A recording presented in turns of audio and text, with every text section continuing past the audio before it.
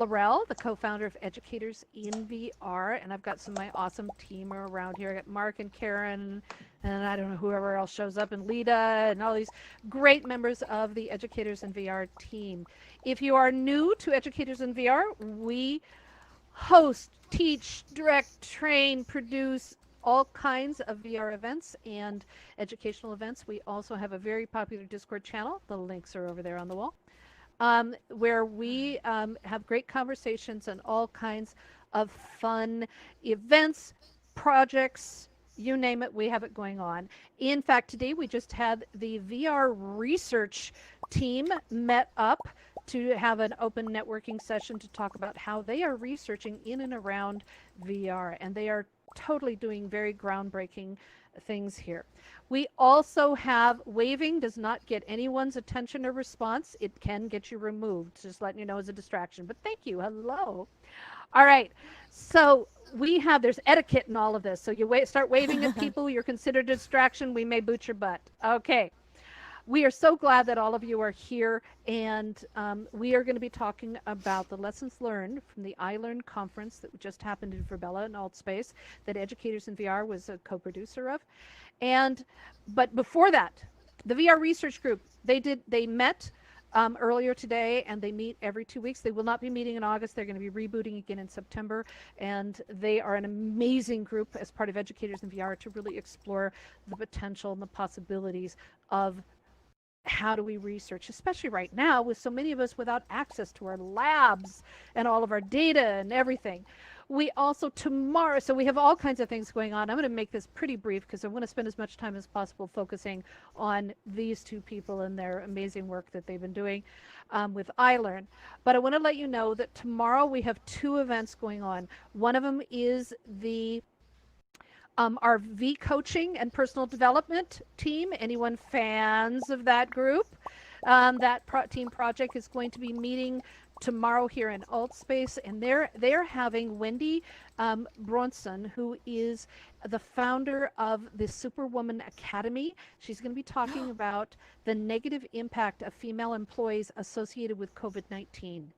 And that's going to be incredible kind of experience because, trust me, the bias that's involved in COVID-19 is just amazing. So I'm excited about that discussion. You can join us for free right here in Altspace VR. Y'all can step on down a little bit from the back row if you want. Lots of room down here. We also have the cyberbullying defense and recovery meetup. This is not how to cyberbully, but it is how to protect, train, and defend yourself accordingly. And we had a beautiful example. This is not political, but if you have not seen her name. The politician. Her name just went right out of my head. Let me see. I have it here somewhere. She who just did. Yes. Yes. AOC. Yeah. The AOC. Yes. Her name just went totally. Cortez, I think, or something. Yes. Like yes. Ocasio-Cortez. Sorry about that. Too many names and words in my head. It isn't about politics. Do please, we've listed it in our Discord under cyberbullying. Her recent response to being verbally assaulted was gorgeous. And it is a testimony to everyone who has insensitive treatment towards them in any way, shape, or form that language hurts. And it's just beautiful. Especially as educators, we need to be very, very sensitive of this. So the cyberbullying tomorrow is going to be talking about these issues and doing harm reduction training to help you understand how all this all works in virtual reality as well. We also on Thursday, we have, I'm so excited about this. I can't stand it. There is a walk through history and photogrammetry in Engage. They're going to Normandy and showing you how the area in there has been preserved through photogrammetry, and you can actually explore from a historical perspective. So check that out on Thursday. Also Thursday afternoon for people or evening in the North America is the HR in VR meetup, where human resource experts come together to talk about how do we use education and employment and jobs and careers and things to really deal with all the crisis that we're having right now, as well as into the future to embrace technology. So we got stuff going on. We have so much stuff going on. We don't even know what to do with all of the stuff going on, but we want to focus here on these two amazing people. And we have with us Dennis Beck, who is the Associate Professor of Educational Technology at the University of Arkansas, love it, and teaches instructional design and integrating technology into curriculum and educational technology research. This is beautiful. Now, you specialize also in K through 12, as well as higher education and corporate learning environments. You have been leading the Immersive Learning Research Network, iLRN, for a while, and I'm so excited. You saved our butts so many times. You were amazing during the conference, so we're going to be talking about that. And Heather Dodds is here, who is a self-described compassionate and enthusiastic research design advocate. She is also quite an expert in published writer on design research and engagement in XR technologies, and she was the practitioner stream co-chair for iLRN 2020 and served on the organizing committee, and we had way too much fun saving the day. We were the superheroes along with Donna and Daniel and all the rest of the team. We were the superheroes of the iLRN.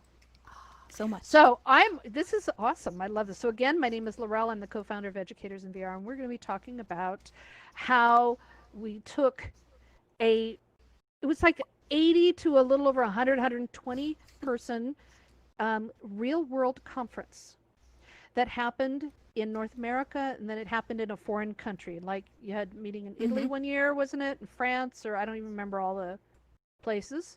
And then with all of the stuff going on, they came to Educators in VR and said, during the International Summit, and said, how can we take our conference? We want to scale it up and we want to make it virtual. And we said, are you crazy? No, we didn't. You should have said that. We should have said that. We could have said that. Like, who are you? What's your email? Yeah. Exactly. So exactly. Yeah. I said we'll get back to you. No, it was an amazing experience. Yeah, there you go.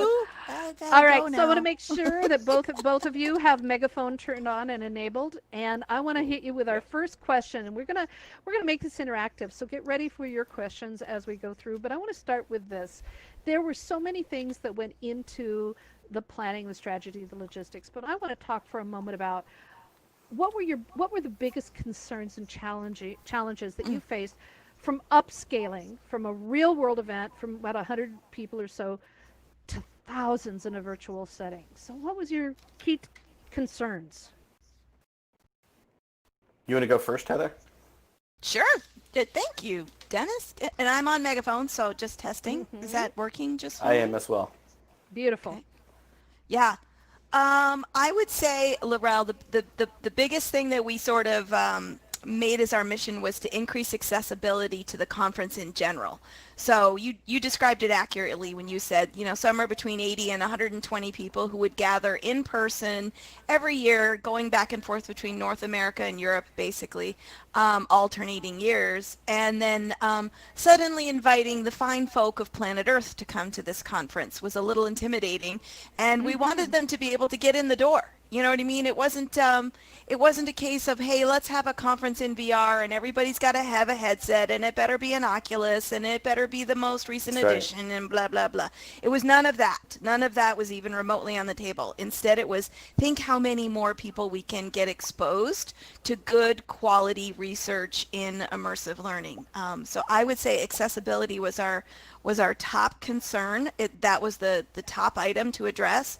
And then also, just speaking for me personally, and maybe slightly less for Dennis, is especially since we were going to be online and virtual, we were going to be possessing files of our presenters. So video files, slide files, and of course there's a kickoff set of publications that comes out of this conference as well. And so we were going to have we needed to respect copyrights. That was basically a whole new world to enter, is that as soon as items become digital, so not even online, not even virtual, just digital, you have to pay attention to who has the legal right to possess a file. So for me, that was something I watched very carefully. That was a big concern. Beautiful point. Dennis? Yeah. Yep. Well, it's interesting. I've been involved in iLRN since 2016. When we were in Santa Barbara. and that was my first conference that I attended. And my experience was there's this intensity of personal interaction, of social interaction with other researchers and practitioners that I've never experienced before in all my years. And I got addicted to that. And so my main concern in upscaling to a VR event was I don't want to lose that. I don't want to lose that intensity of in-person experience. And that was a big challenge. That really was, because suddenly we're opening our doors going from, and Laurel, I think you're really kind saying 120. I think it was more like 75 to 80. Okay. So going from about that size to suddenly, oh my gosh, it's like, and we had a small conference team that was used to running a very small conference, and suddenly this small conference team is handling 3,600, 3,700 registrations. Needless to say, difficult, and stretching a lot of us in terms of our time, in terms of our just existential existence, all these sorts of things. And I would say it was a real challenge, but it was also really fun to see some of the interactions in Virbela and in AltSpace still having some of that intense social interaction that I had in person. I wasn't quite sure, even though I'm a researcher involving virtual reality. I wasn't quite sure how that part was going to turn out. And I had several conversations, not during the first few days, mind you, because I was doing lots of tech support. But after things settled down in the conference, I had several really deep conversations over research that I've never had online before in any other environment. And the unconferences in AltSpace blew me away. I was in tears at the racism one. It was just so personally meaningful to me. Wonderful. It was just really good. Oh, that's wonderful. Now we are joined, Mark, if you could make sure that you're amplified on through the host tools. We are now joined by Mark J.W. Lee, who is an internationally recognized educational technologist and learning scientist. And he is a senior lecturer at the School of Education in Charles Sturt University, Australia, faculty member at Carnegie Mellon University's Entertainment Technology Center, and runs his own consultancy called Engineered for Learning. He is the Executive Vice President and Chief Research Officer of the Immersive Learning Research Network, iLRN, and General Chair of the iLRN 2020 Virtual Conference. And Mark, you survived. I can't believe I did.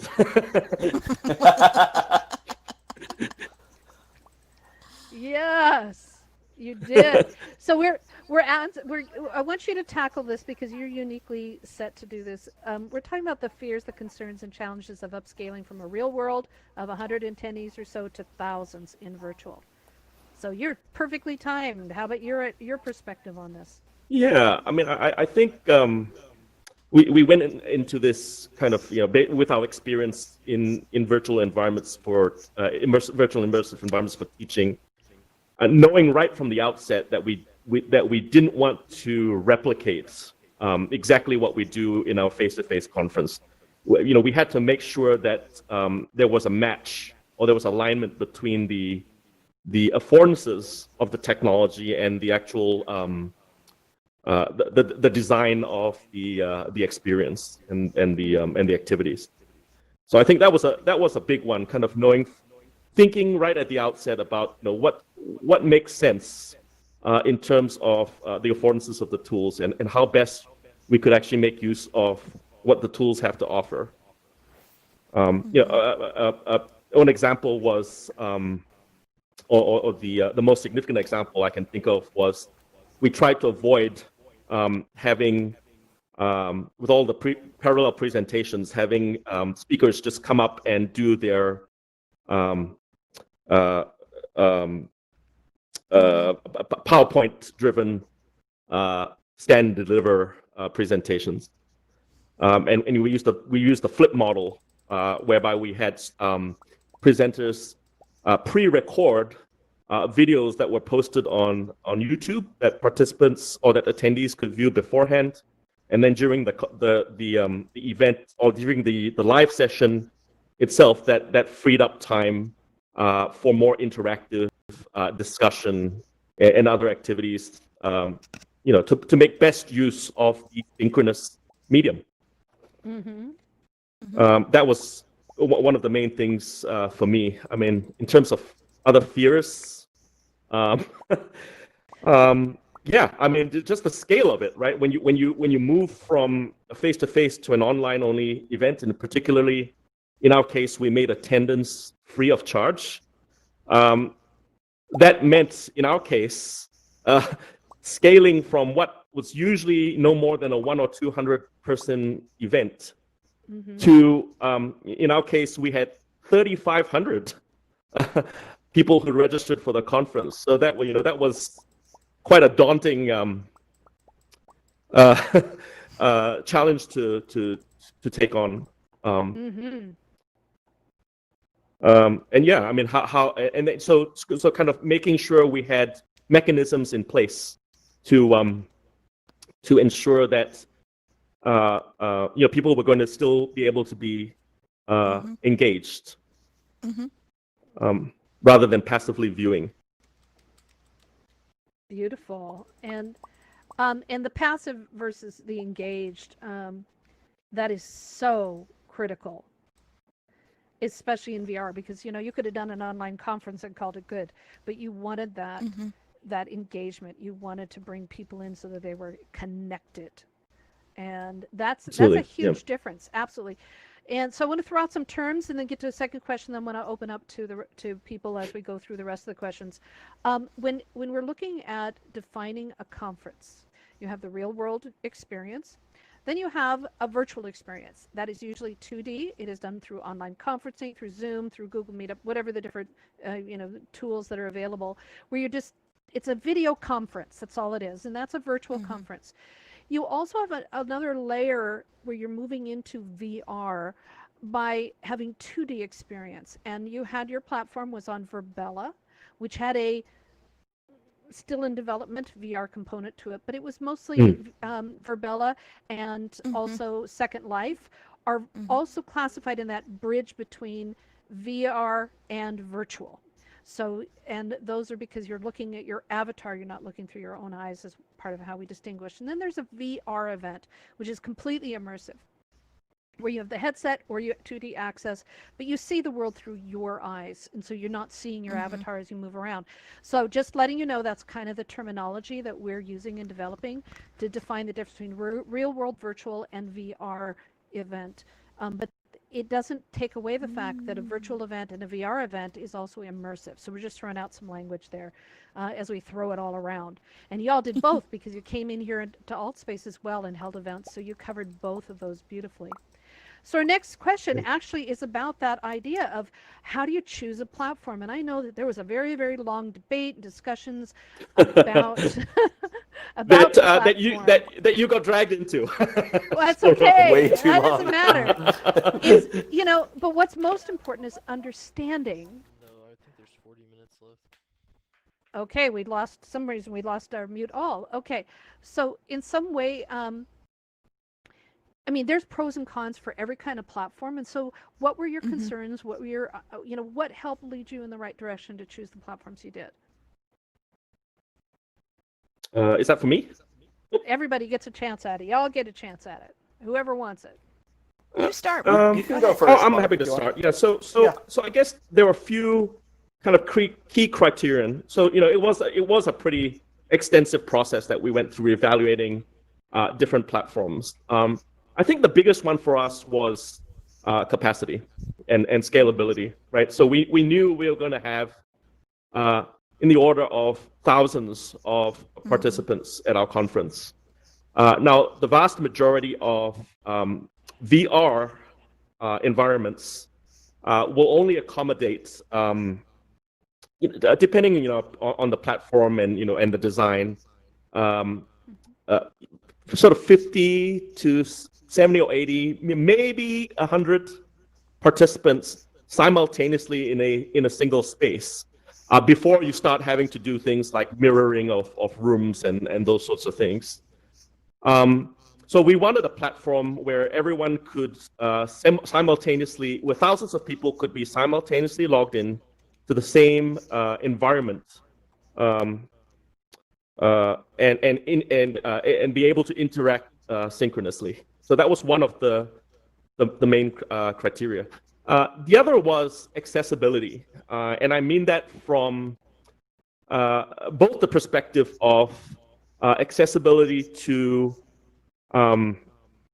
the widest possible audience in terms of their familiarity with virtual and VR environments, as well as the types of platforms or devices and platforms that they were using.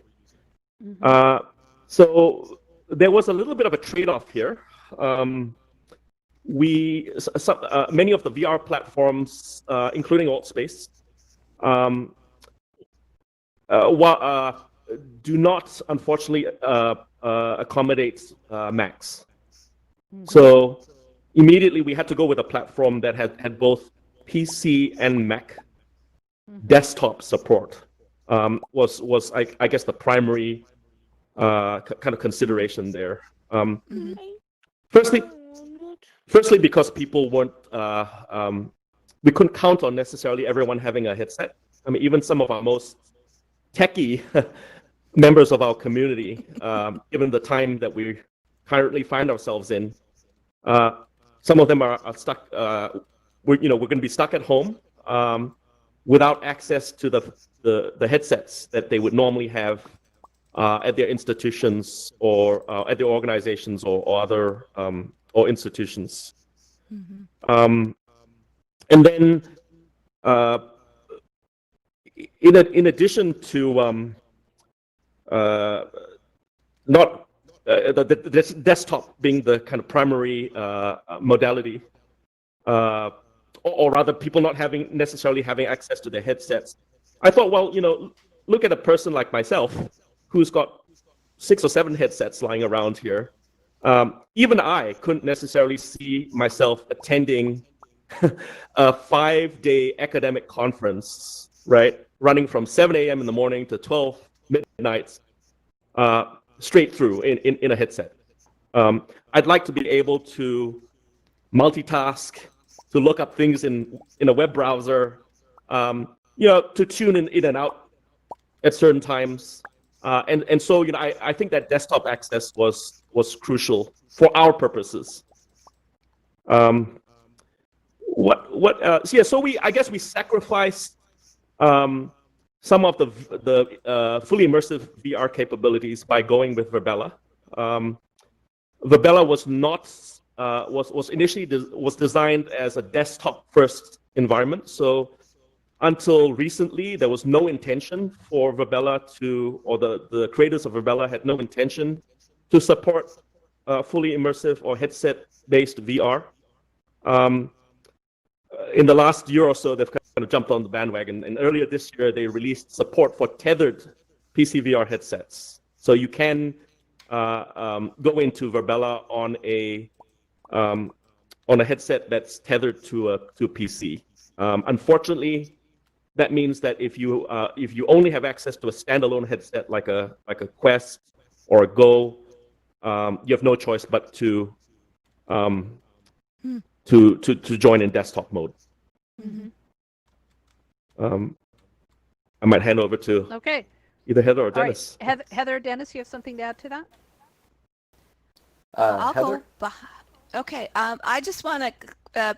Everything Mark said, yes, but I wasn't directly involved in making the decision. I was involved in researching and helping present options. But I would like to point out, just for the sake of historical interest, is that even though we picked Virbela, I still think it's of note that it was a software download. WebXR is coming up fast, and I suspect that if we could make this decision over again in maybe 6 months to a year, I would not be surprised. We know IEEE VR did their conference in hubs, so WebXR is filling a spot, and I think that's where I've got my eyes focused, is more on the accessibility side, less the virtual reality side, and more the get everybody in. So I just want to point that out, that even though AltSpace VR wasn't the primary platform that we picked, I do think it's definitely noted that it's still a software download, and for some people that is a problem. You know, it's like, oh, I gotta get it. How long is it gonna take? Now I turn it on. Oh, there's all these permissions. What does this button do? You know, you get that. Those are all still hurdles to overcome. Dennis? are Really, indeed. really good point, Heather. Yeah, and I would just add very quickly that we were very intentional as to what we wanted to have and host, what kinds of events in AltSpace. And pretty much all of those events took advantage of the affordances of being able to enter in a headset and for people to see nonverbals, moving your hands and that sort of a thing, and as well as the spatial audio, even though I know that Virbela does have some spatial audio as well. But those sorts of affordances were important to us as well for AltSpace. Excellent. You know, and There's I another think- piece. Okay, go I'm ahead. sorry. Mark, go ahead. I just wanted to say there's this one other piece of our technology infrastructure, I guess framework that we didn't mention, which was Frame VR. So Frame VR is actually a WebXR based platform that we used to house our immersive project learning showcase. So it's a platform developed that's also developed by the same company as Virbela.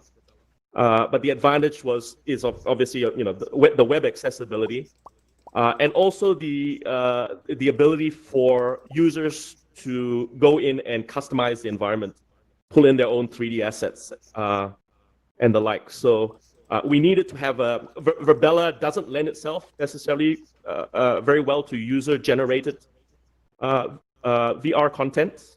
Sure, you can throw stuff up on presentation boards, but that's all 2D. The users can actually create 3D models and pull them into Virbela, whereas Frame allows you to do that. So we used Frame as a platform for different teams of students and faculty to showcase their innovative projects. And while I'm turning on the questions, so if anyone has a question, can hit the raise hand button. I want to highlight that the Immersive Project Learning Showcase was absolutely stunning. You clicked on these posters that were in and around the exhibit hall, and you would literally it would open up a web page. Okay, simple thing. You click on a link, you open a web page. That is something that is accessible, familiar, comfortable for everyone. But you would then, on that web page, literally immerse yourself into a 3D environment through this 2D experience. And there were some, if I was taking pictures with a traditional camera, I would have used about 300 rolls of film. Amazing. I mean, I took so many pictures of this, just of the student work at all different levels that did amazing thing. There was a language learning one that just really stuck. I dreamed it. It was so powerful. Where they recreated an entire Japanese village and had language learning as part of the process. That was awesome. Was Yeah, just, I love that. I think that's the my one that God, won. It was so great. Is it? Yeah, it did. Oh, I think so, my yeah. gosh. Yeah. There were the other ones where they took apart computer, like a motherboard, and they did all kinds of different technical things, so that you got to actually experience that from a 3D. Now think about, remember those high school science fairs? Okay. That's right. Hey, Yeah, right. Imagine that on steroids in VR. This is kind of what it was, and kudos on putting that together. That was fantastic. So anyone who was at the Thank you. conference had an opportunity to do that, and that ability to link through from within the conference space into this other world, so to speak, every time was amazing. I wanted to have rooms connecting all these little rooms, so I wouldn't have to go Yeah. from poster to poster. I could just be in there and then click something, go to the next one and the next one, and it was fantastic. And there's apparently hadn't now thought of there that. is the functionality to be able to do that. Hey! Yeah. I love That's just been that. introduced. Yep. Oh, see, they were reading my mind. All right, we have a couple questions here before we get back to mine. Robin, hey Robin, you have a question? Hey Robin, just confirm you want to have the microphone. Oh, there. Robin, there. Hey. Yes. Hi. Yeah, this is a question for Mark. Hi, Mark. We have Hey. corresponded. We were in Verbella together last week. You were showing me around. Yes. Hi, Robin. Hi. So I wanted to ask you, when is the next iLRN conference going to be? And just also to let you know that you're going to be hearing from my friends at MCN probably in the next day or two. Oh, wonderful. Yeah. Can't wait. So yeah, a couple of so our next iLRN conference will likely be again next summer, so June of next year. However, we do have a satellite event in the form of a special track on XR and immersive learning environments that we've run now for 3 years in conjunction with the IEEE TAIL conference, and usually that takes place face to face as part of TAIL, which is the IEEE Education Society's flagship Asia Pacific conference series. So that was going to be in Japan this year, actually in December. But it looks like it's going to happen online, and this isn't official yet, but it is highly likely that that will be hosted on our Verbella campus again.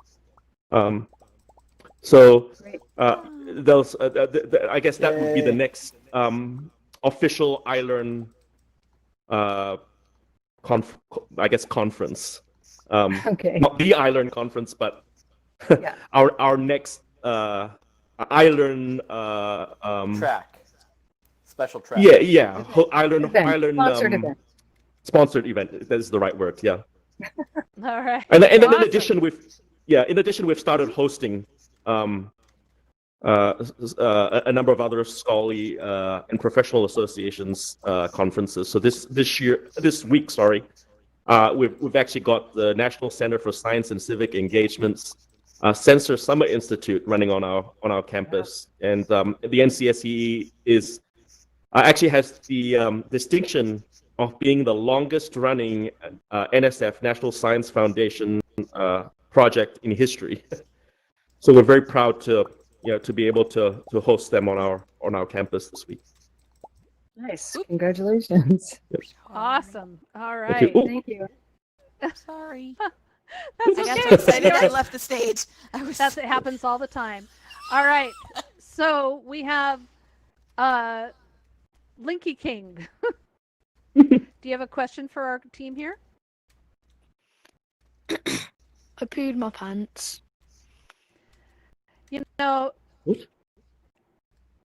nothing. We're just going to move on because, there's one of those born every minute, as the old saying Yeah. goes. Okay. Yeah. Yes. It That's what I happens. thought. So it happens, but they waited a long time. So you got to give them a little bit of stupid credit. No, I didn't say that out loud, did I? Okay. All right. Now while we're waiting for more questions for the audience, because I have a million of them, and because this is a huge, and everybody wants to do this. People are struggling with all of their, real world events, and I guess there was just a big concert where, in New York or something, where people did not obey, and so now criminal charges and things are being brought out because they didn't obey the rules, and Wow. so many places people are getting sick, and so we need to be careful. So this is going to continue for a while, because even if we get the virus, we got to get it to every, we get The vaccine?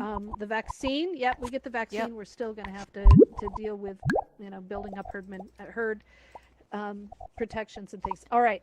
So I want to talk about logistics. Okay, what was different from a real world conference to a virtual that you expected or didn't expect when it came to managing all of these different event things in general logistics? I know that Mark, you mentioned you suddenly went from managing a few, about 100 registrations to thousands of them. That was a huge scaling issue. But what else was going on about the logistic aspect? I mean, I can go first this time. I guess this is Dennis. I think one of the biggest things was in a real world conference, there's the local host. And the local host is responsible for just a myriad of different tiny details to make sure that the conference runs physically when boots are on the ground. And translating what that looks like to Virbela 2D, a virtual world environment, and to AltSpace was kind of difficult to figure out what would be somewhat of the virtual equivalent of these details. And I think it resulted in a lot of communications difficulties between different members of our conference team, and trying to really, as well as our wonderful partners, educators in VR, trying to figure out what are these different details and who's responsible for them. And I know we had several hiccups in the process, but that's what I would say. What do you think, Heather? Yeah, I would follow along with that. In my mind, one of the big items was I noticed a week or two before the conference opened, we actually had professionals from Virbela come and visit us and sort of have these sort of finalizing meetings with us. And I noticed in the last 2 weeks of the meetings, they kept coming to us. So this is the Virbela people kept coming into our meetings, and they kept saying things like, how many registered people do you have? And how many do you expect to come in world? And when do you expect them to come in the door? And all of their questions focused on that. And I kept noticing, I was like, why are they so interested in like numbers and people and software downloads and everything? And then we actually did get the software client, and we started downloading it. And everybody who had a prior version of the Virbela client had and was on a PC of a certain version had a problem with the download. And that's when it dawned on me, that's why they were asking us all those questions. Yeah. I suddenly realized why tech support was so important, and I suddenly realized why tech support was so expensive. I was like, oh my gosh, we were about to run into like a huge crash of problems with tech support. Yeah, so for me, the most unexpected thing about switching it in was how important tech support was going to be. It was like I suddenly realized anybody who's out there who's imagining a budget for tech support, I would recommend you triple it right now. Just go ahead and triple it, because you're going to need all that for tech support. You're not going to, what you were going to spend on donuts and coffee, just run all that money now into tech support in your virtual events. Really. No, seriously. I mean, there's just so much wisdom in that statement. Yeah. And I guess by the same token, all the money that I shouldn't say all the money, because there are some cost savings to be made, but people think we're going to save on venue and catering, which you will, but people often forget that there are also equivalent costs to those aspects in a virtual conference setting. The tech often isn't free, particularly if you are looking to build custom environments. So for our conference, we had a number of custom AltSpace VR environments built for our grand challenges, which Laurel very capably led. Which were awesome, and managed to do it at a cost far lower than we could have managed had we gone and procured these environments ourselves.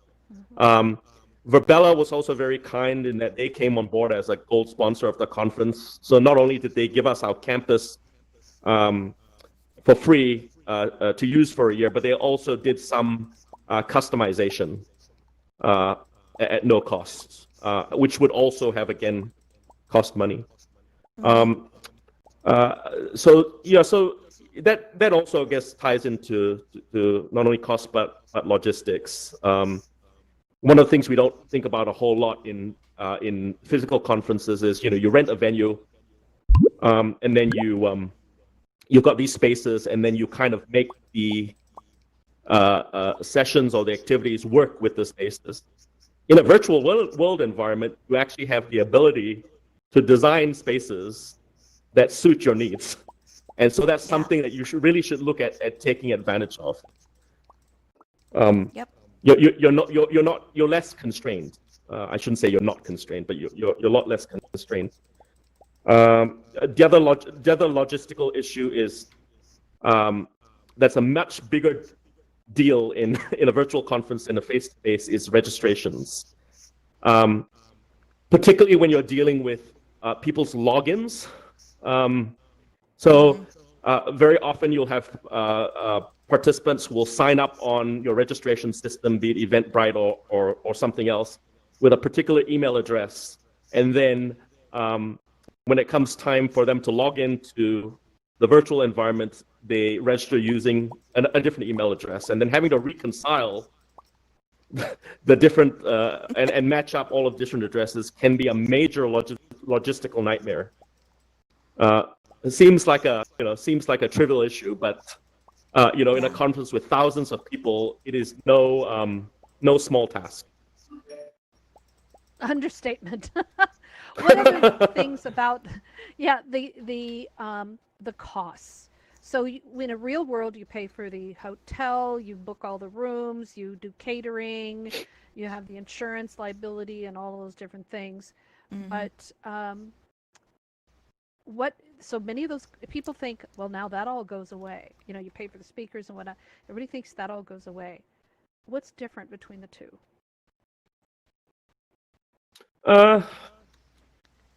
So I'd say there are definitely cost savings to be made,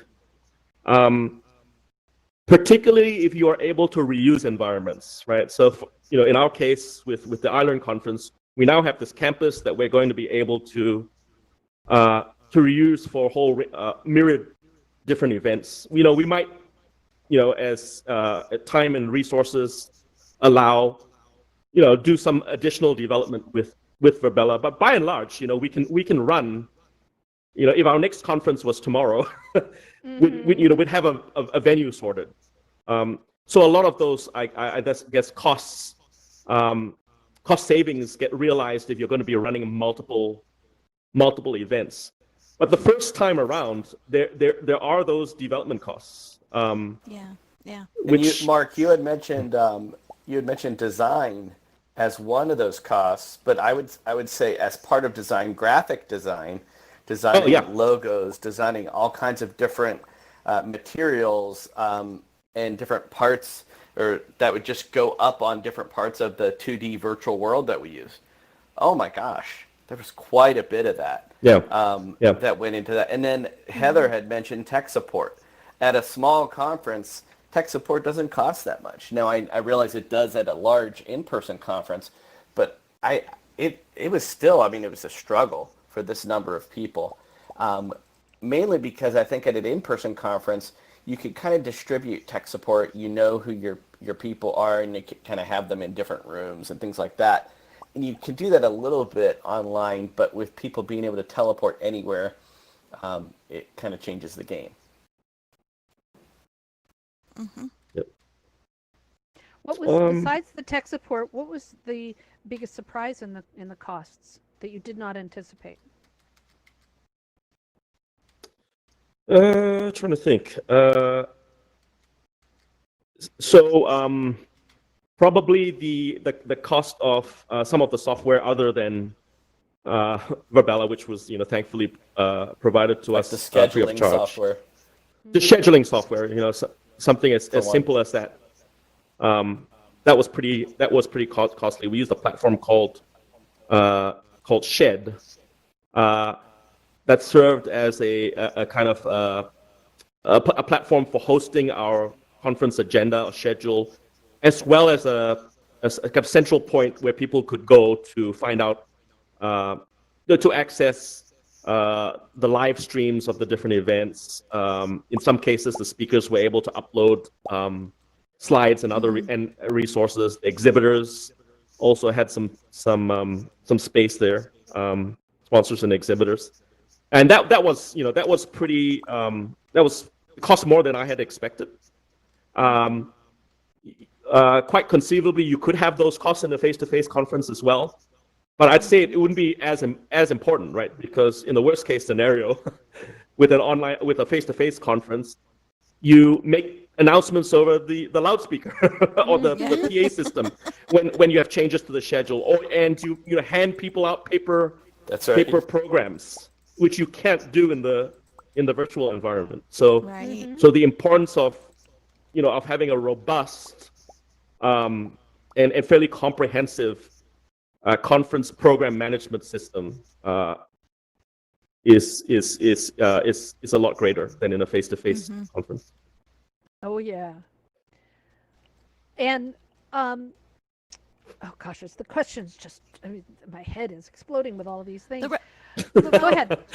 Yeah, just for the people in the audience, that's SCHED. That's the product that Mark was describing, just in case you're watching this later and you don't get a chance to ask us. That's what it was. And in fact, you can still log into our iLRN 2020 conference shed. So the URL is iLRN 2020.shed.com.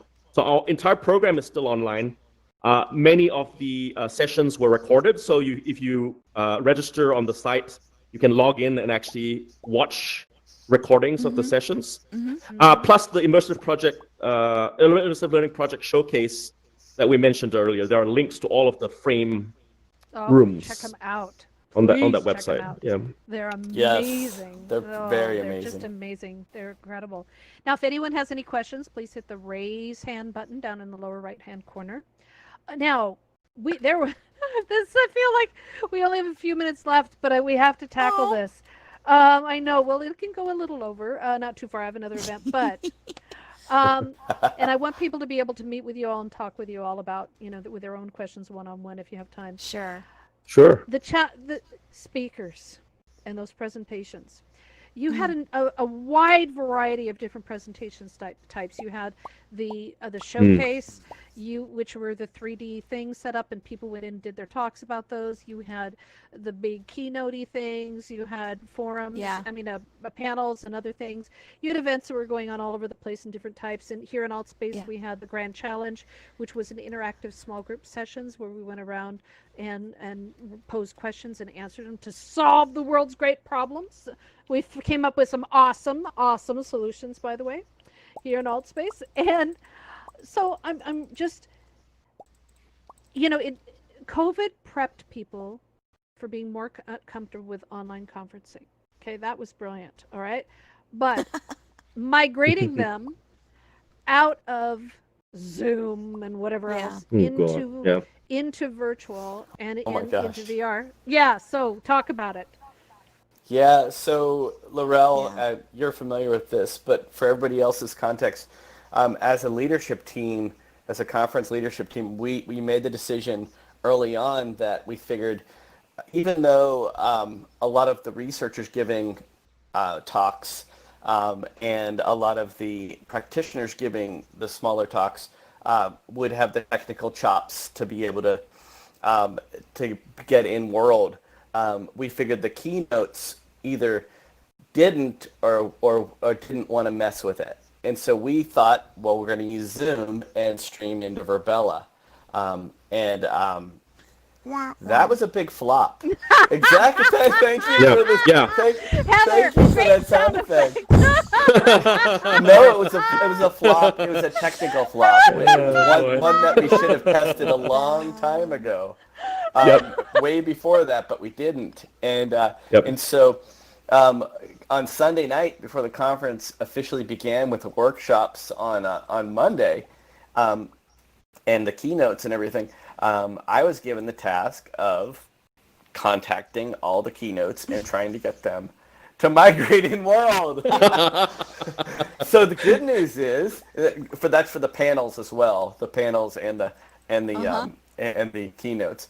And the good news is that pretty much everybody did it. We had like one or two people on different panels that were not able to do it, but everybody did it.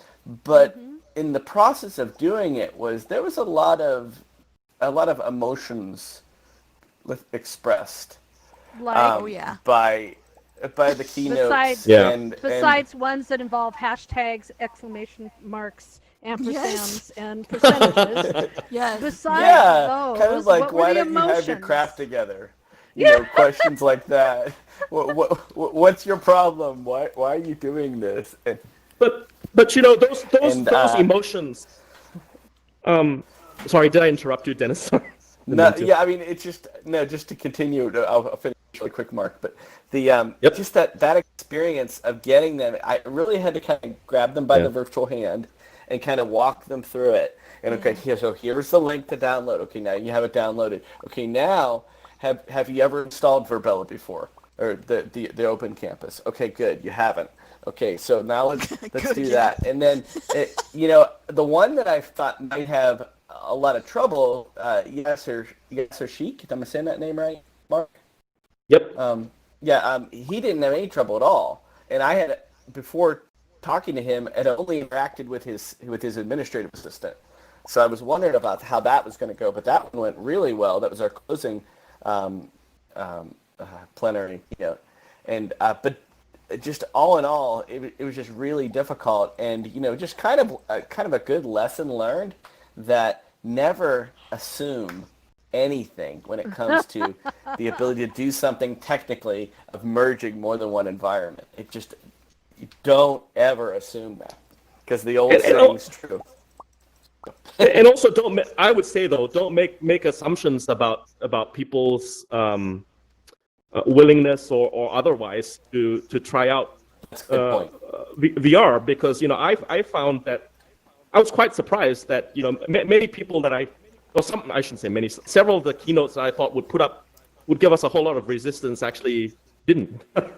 and I will say half if you're able to get them into the virtual environment for the first time, or the VR and or on the platform for the first time, half the battle is already won. Yeah. Once they get in there and they very quickly start to get the hang of things. All of those negative emotions start to dissipate. Very true. Very true, Mark. Very true. Yeah. It is just the fear of the unknown, I think, that gets people. And if you could tell them, look, everything you do in Zoom or in Blue Jeans or whatever, you can do in Virbela. Invite them to come in for a tour or a orientation session. 99% of the time, they leave perfectly happy and comfortable. That's really good to know.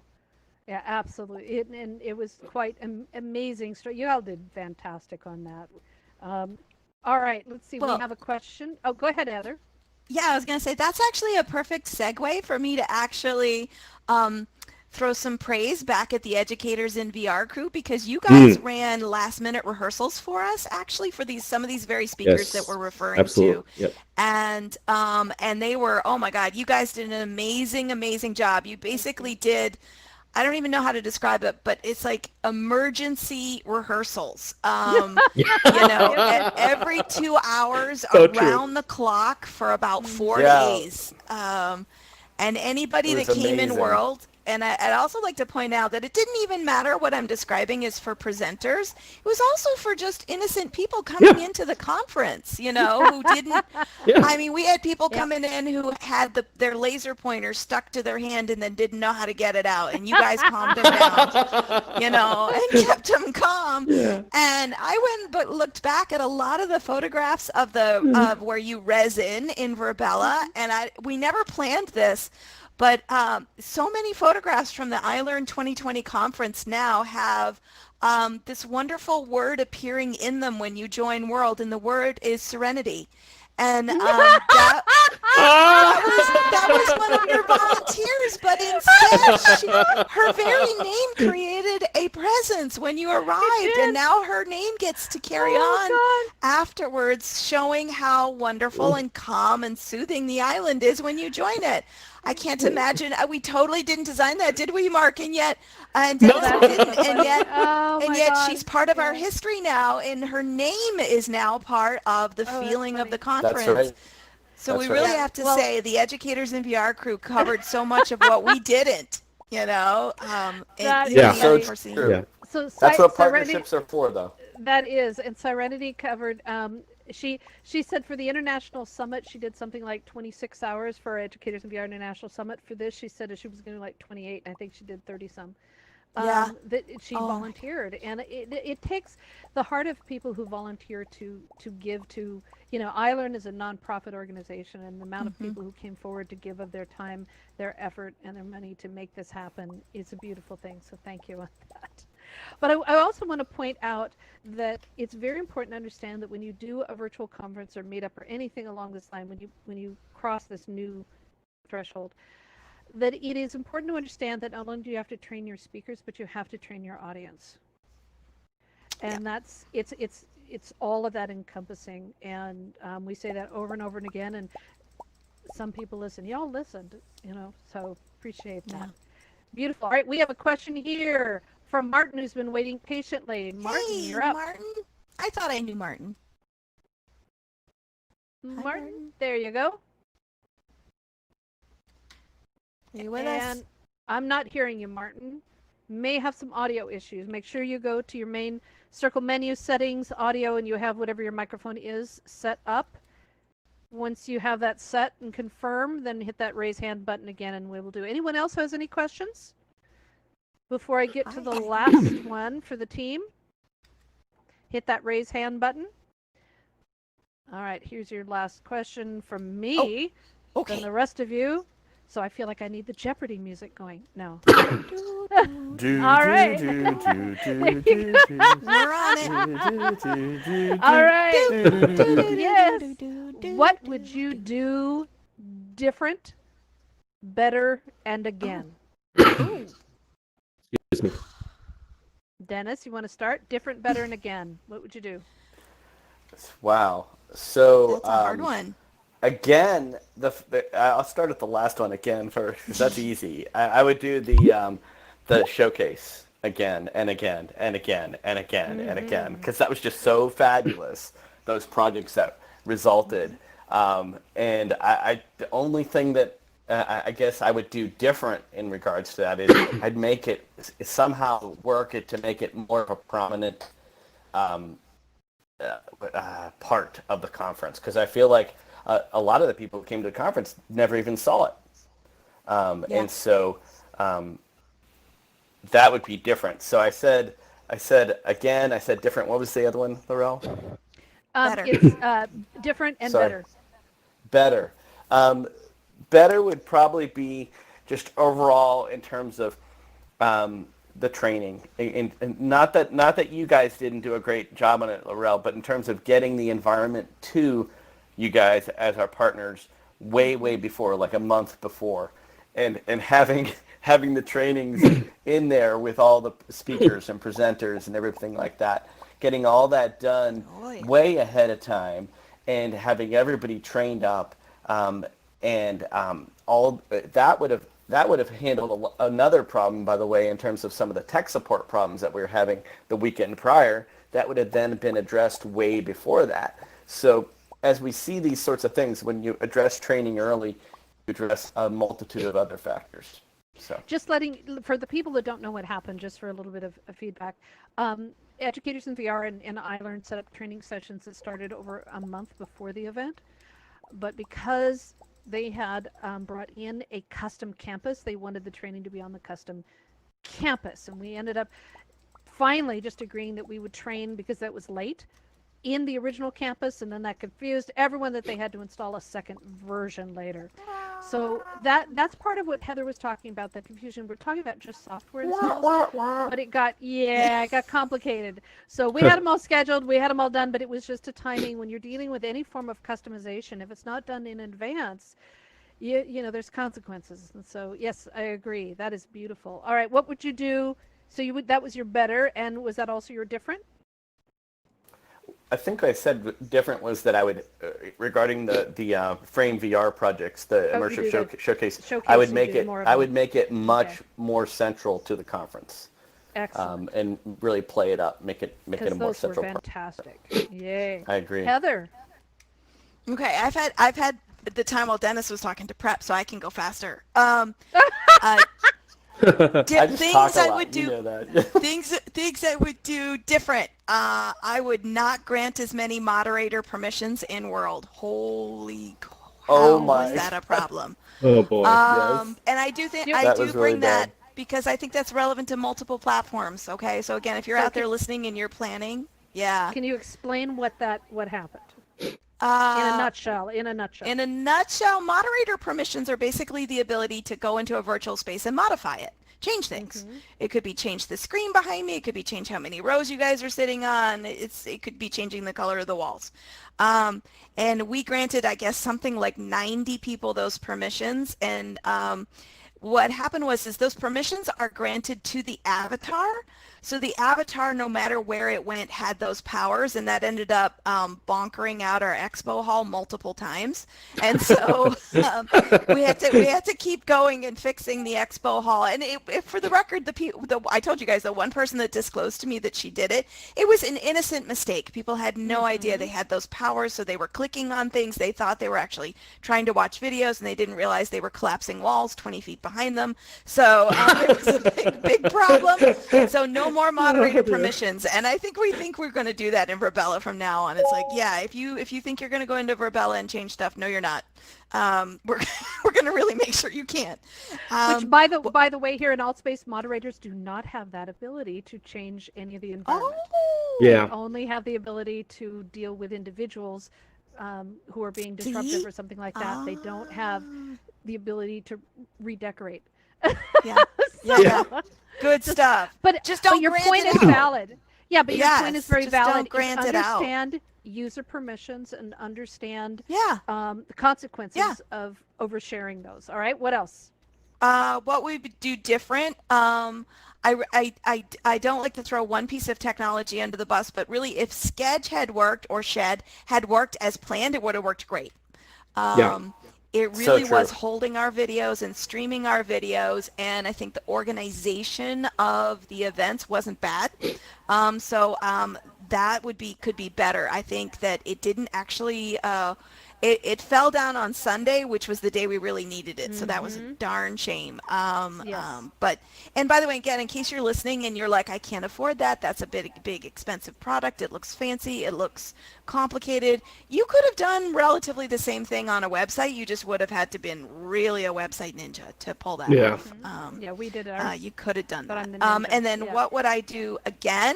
The expo hall. I love the expo hall. It became my favorite place to go, even though I had to go there and fix things constantly. Oh, look, I'm getting some claps in the back. You guys have been there. Awesome. The expo hall is great. So, which ironically is, Laurel, I think I'm describing it as the one part of the conference that, as the organizing committee, we know setting it up was very much like a real conference. I mean, we had spaces and we had booths and we had to assign people to booths and keep a directory and we didn't take have care of our enough sponsors. Time. No. We needed 2 days to set up. Right. Even though it was virtual. So yes, I'm with you. And so it was very real world feeling, but once it got running, the Immersive Learning Showcase, which is housed there, really was like the super secret winner of the entire conference. And so if you still do get a chance to visit the iLRN Verbella Island, please go and check out the expo hall. So that's my again. Excellent. Yay. Yeah. Mark. Great. Yeah, so actually, Heather, you'll be pleased to know that Verbella is going to be making some modifications to our campus to set where they'll be allowing us to set different permission settings in different rooms. Yay! Yay! So I'm really, really excited about that. That's Yeah, I mean, Indeed. Oh, it's critical. Yeah. Yeah, the reason why we had to grant so many people moderator access was because the moderator, that's the leveled access currently that they need to have to even do things like change Yeah, slides put up slides. Yeah. and or even advanced slides. Oh, Yeah, so it was either give them moderator access and they have access to change everything throughout the campus, or nothing at all. right. Yeah. So yeah, so we this in the coming weeks, some of that is going to be mitigated with this fix that they've agreed to implement for us, which basically allows us to define on a per room basis whether everyone has access to the web boards, everyone has no access to the web boards, or people depending on the permission level can interact with the web board, so like start, stop, and play the video, for example, but not actually change the URL. Ooh. So that's going to be Excellent. fantastic. I'm really, All it's going right. to solve That's like awesome. a Yeah. multitude of different problems Beautiful. for us. Yeah. Where, here in Altspace, all of those come automatically. So fantastic. Yes. I love it. Yeah, Can exactly. I be adopted by okay. you? Yay! You already are. All right, Mark, what else? Ooh, my cat just stepped on my foot. TMI, Mark. Okay. Ooh, are you sure it was the cat? Yeah, I see a little black paw. So, yeah. So, what would I do differently? I think I would probably. I think we had a lot of great content for the conference, but it was probably packed in too short of a time frame, and we had too many things happening in parallel at any given time, which forced people to have to choose between different sessions that they were interested in. So one of the things that I would probably do is tease the schedule out, spread it out over a slightly longer duration to give people a chance to partake in more sessions. What would I do better? I think the registration process could have been done a lot better. And obviously this was our first time. We weren't aware of many of the perils and pitfalls, and really it was a perfect storm. Some of the things that happened, whereby the shed, or when we created the user accounts for people in Verbella, many of them weren't getting the emails inviting them to campus.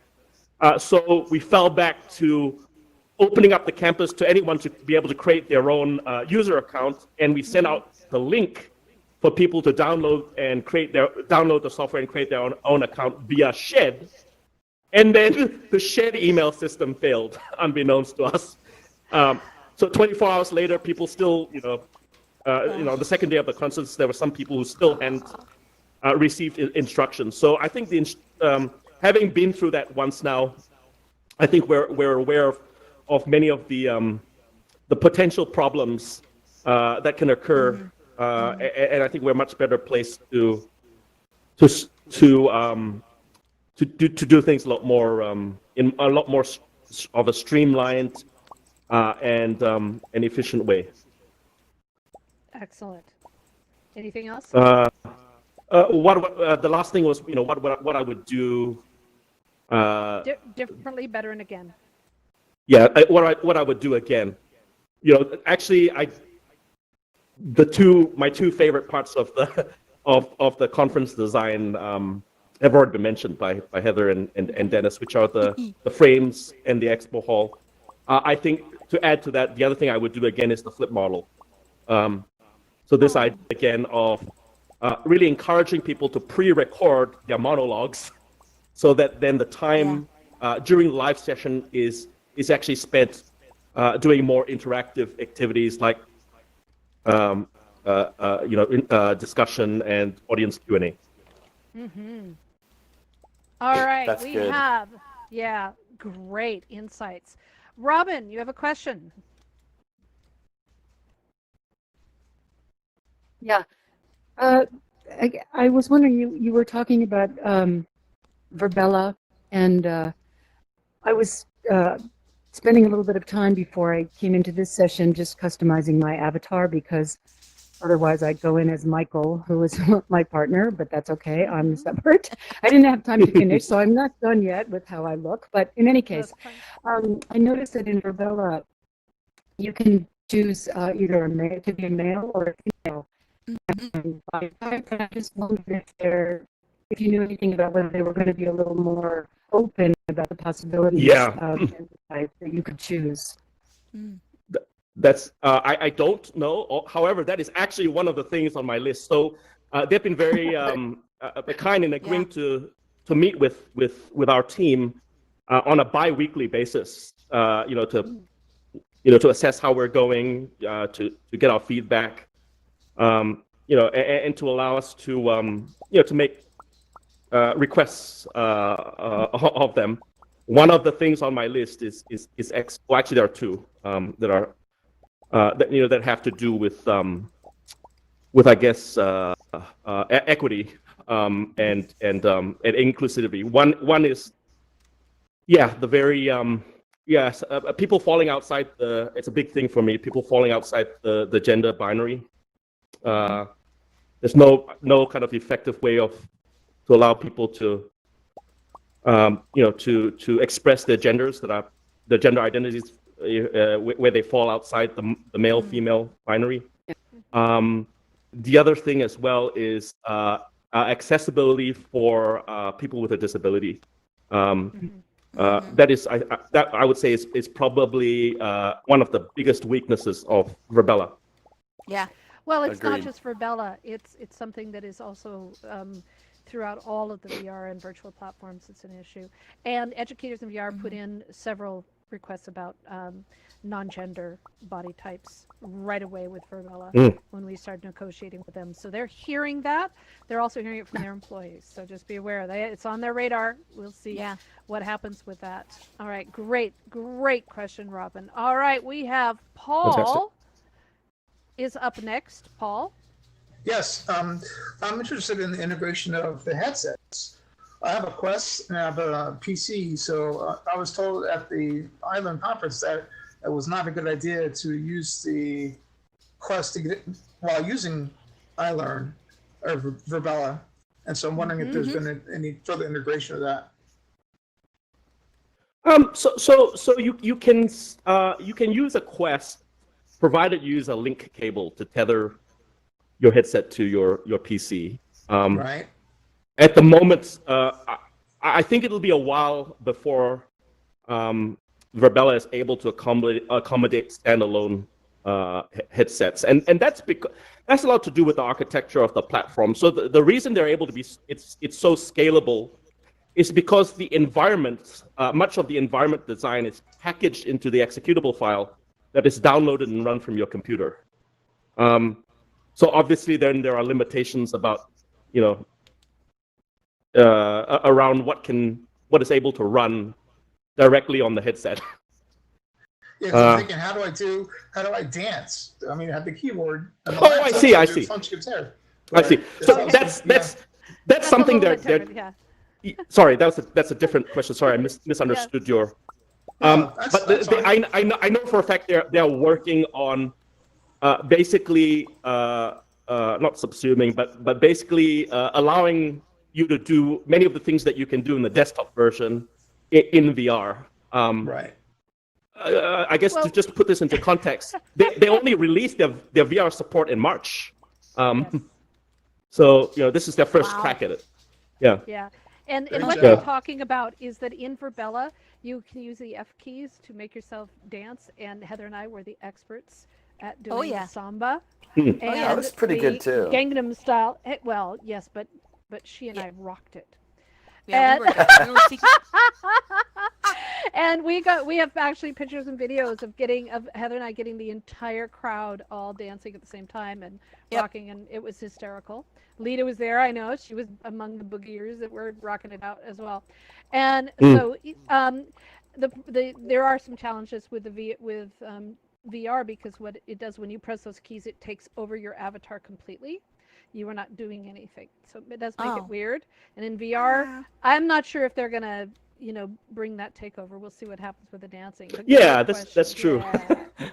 Yeah, we'll see what happens with that. All right. Unless it could, unless Go they ahead. could take over your body and make you dance and actually make you dance. Yeah, we'll see what it does. All right, all right. I want to end this with one last question. Then we're going to open up the floor. So, Alfonso, you have the last question, and then we're going to close this down. Yeah. Everybody, so I'm sorry. I can't. Can you hear me? Yes, we can. Yep. Can you hear me? Okay. Yeah. I'm sorry. Guys, I came in late. You guys keep saying Rebella. Just real quick, Rebella. I'm sorry. VIR Bella is a platform much like AltSpace, except that it is not. They are working on integrating virtual reality, but it is a 2D platform that, by default, that allows you to access. You look at the back of the head of your avatar, and it is a traditional campus-style environment that's highly customizable for clients. So many schools and businesses are using it for meeting spaces and conferences and things. It's very similar to AltSpace. It's just not geared towards VR. Right. And the main advantages have to do with scalability, right? So you can have thousands of people simultaneously in the same virtual world environment. Right. And it works for Mac and other users as well. That's right. Okay, so I mean, you buy it in the Oculus store or something, or you get it? No. So all right. So we don't want to redo the whole last hour and 15 minutes, but okay. I appreciate Don't that. forget it. But forget no. Let me answer for you. Okay, no, it's all okay. So Alfonso, it is available from Virbela.com and VIRBELA. And it was designed by some Stanford University students and Georgia Tech, and it is a virtual platform much like AltSpace. It's built with Frame rather than, which is Unity based, but it is not strictly A-frame. Yeah, it's an A-frame. Sorry. And it is very similar to AltSpace in many different regards, except that it is new to the VR realm. It's customizing in 2D access, so access through a Mac or a Windows computer. You go to Virbela and you install it there. So it's not available through a store or through your VR device because it's not designed for VR yet. Right. They are working on it. So that's the Reader's Digest. All right, great, thank you. And they also have the event here in AltSpace, so it covered both ends of this. All right, I want to thank Dennis, Heather, Mark. We'd lived together for months. We did. It was amazing. And That's right. The conference, we know all of our little intricacies, all the little things that we, love and hate about each other. Because it's like, honestly, I swear it was like, I know it. It was like when you develop a conference, you spend months working together as closely as we did with iLRN. It's literally like you're all sharing an apartment together. And during with self-isolation, we were all in the same apartment. And it was amazing working with you all. You all bring such incredible skills and talents to all of this, and it was an amazing achievement to take this from such a small experience, real world experience, up to this huge scaled up virtual conference. So kudos on all of you for accomplishing this, and thank you for being so open and honest about sharing your insights and the lessons learned. We are all in diapers here, and I don't mean that by the little trolley boy. We are all just learning how to walk here in doing all of this, and doing virtual conferences, doing VR conferences and everything, as we struggle to keep our classes and our businesses alive, as well as our real world conferences, and making them virtual. We are all learning together, and so thank you for helping us learn and be wonderful mentors and examples as well. So I want to also one last thing, and then I'm going to open up the floor, and I have to head to another event. So Mark, the other Mark, Mark of News and Updates over there, here he is, was also the amazing world builder for the events that we had in AltSpace. He was also there in Virbela. He was amazing. And we have some of our other team. They're gonna take care of you while I have to head to the next event. But I also want to. Can we get a quick photo before you go, Laurel? Oh, selfie. Yeah, Mark, can you get a quickie of us? Yeah, the selfie. Come on, getting close. All right. So as I'm talking, I'm not moving at all. Come on, Dennis. Dennis, get over here. Oops. Hi, Mark. I'll just look Okay, at make you. sure all of your personal space bubbles are off. If you could grab a picture of all of us, that'd be beautiful since the selfie camera isn't as wide. Are you ready? Just say, we say cheese and potatoes and... Dennis, can you move to your Yep. left as you're standing behind Okay. Mark? And let's Oh. give us You're small standing behind hearts. Mark. All right. Hearts? All that right. better? So while we're giving some hearts, and yay, That's it. we're And doing, I'm Mark, if you also go to your right slightly. there. Okay, so while he's posing, everybody, got everybody all set? And Mark, lift your head up so everybody can see you. Oh, there we go. Cuteness. There you go. All right. I want to make sure that everyone knows that tomorrow, check the events calendar Mark, for can the you move meet. to your right? Yep, there. That's it. Thank Okay. you. All right. So we're good. So AltSpace is having the meet the program owner tomorrow to introduce something that we are way too excited about. Thank you, Mark and Mark and Thank Mark. you. Thank you. There's going to be voice recognition and captioning for foreign language translation. So if you Ooh. speak Italian, Portuguese, French, German, Korean, Japanese, and other languages, and you hear me speaking English right over my head with a little conversational bubble, will be a translation into those languages, hopefully not turning my words into swear words. And when you ask a question, you're going to see, we're going to hear your other language, but see a caption in your, in English. It's going to be translated. So it is simultaneous live voice captioning and translation, and they're going to be introducing it tomorrow here in AltSpace at the Meet the Program Owner. Wow. This Love was it. proposed years ago, and it is now coming to AltSpace, and I'm so excited. I am peeing It's my like the pants. universal translator on Star Trek. It is. It's a babble fish. Yay. So get It's ready for that. awesome. All right, we're going to unmute and remove the stage blocker, and you all are come on down and ask your questions. And I want to thank everybody. Next week, rumors are flying that students in VR is taking over educators in VR. Tuesday meetup. So get ready. There's going to be a student takeover of educators in VR starting next week. All right. Thanks, Mark. Right. Thanks, Heather. Thanks, Thank Dennis. you. Thanks, Lorraine.